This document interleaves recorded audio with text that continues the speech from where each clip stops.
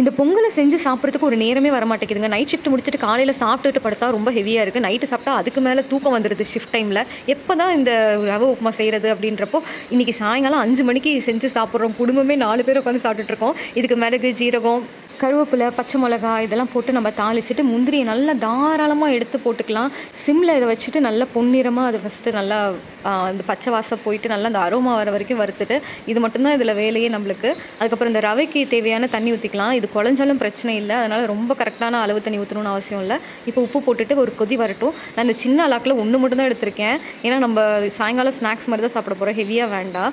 இதை நம்ம அப்படியே ஸ்ப்ரெட் பண்ணி போட்டு விட்டுட்டு அப்படியே கலக்கி விட்டுடலாம். இப்போ இதை கொஞ்சம் மூடி போட்டு மூடி வச்சுட்டோன்னு வச்சுக்கோங்க, ரவை வெந்துடும். சைடில் வந்து பாசிப்பருப்பும் நான் இது ஈக்குவல் மெஷர்மெண்ட்டில் 1க்கு 1 வந்து வேக வச்சுருக்கேன். நல்லா கொலைய வச்சு வேக வச்சுருக்கேன். இப்போ அதையும் லாஸ்ட்டாக நம்ம அதை போட்டுட்டு மூடி வச்சு ஒரு 5 மினிட்ஸ் சிம்மில் விட்டு இறக்கிடலாம். நான் முன்னாடியே நெய் நான் போட்டுட்டேன். எங்களுக்கு ஹெவியாக வேணான்றதுனால தான் நான் வந்து அதுக்கப்புறம் நெய் ஆட் பண்ணலை. உங்களுக்கு வேணும்னா ஆட் பண்ணிக்கோங்க. இது கூட சேர்த்து ஒரு ஸ்பூன் இது பெப்பர் போட்டால் இன்னுமே டேஸ்ட்டாக இருக்கும், மிளகு பொங்கல் மாதிரி. ஏற்கனவே வந்து எங்களுக்கு சூடு பிடிச்ச மாதிரி வயிறு வலி இந்த வெயில் வந்தோடனே, அதனால் நான் அதை அவாய்ட் பண்ணிட்டேன். இப்போ நான் தேங்காய் சட்னி தான் இதுக்கு தொட்டுக்க. கடுகு போட்டு கருவேப்பிலை போட்டு தாளிச்சிக்கலாம். இதுக்கு தேங்காய் சட்னி அல்டிமேட் காம்பினேஷனாக இருக்கும். மதியானம் வச்சு வெண்டைக்காய் சாம்பாரும் இருந்துச்சு. ஸோ நான் அதையும் சூடு பண்ணி ஒரு கரண்டி ஊற்றிட்டேன். சேல்ஸ் ஆனால் சரி வேஸ்ட் ஆகாமல் அப்படின்னு சொல்லிட்டு. நிஜமாகவே அவ்வளோ டேஸ்ட்டாக இருந்தது. நான் இது வரைக்கும் இதான் ஃபஸ்ட் டைம் நான் ட்ரை பண்ணுறது. எப்போதுமே அரிசி பொங்கல் ட்ரை பண்ணிவிட்டு இது ரொம்ப நல்லா இருந்தது. உங்கள் வீட்டிலே செஞ்சு கொடுங்க. உங்கள் பெரிய குட்டிஸ் சின்ன குட்டிஸ்னு செஞ்சு கொடுத்து அசத்துங்க.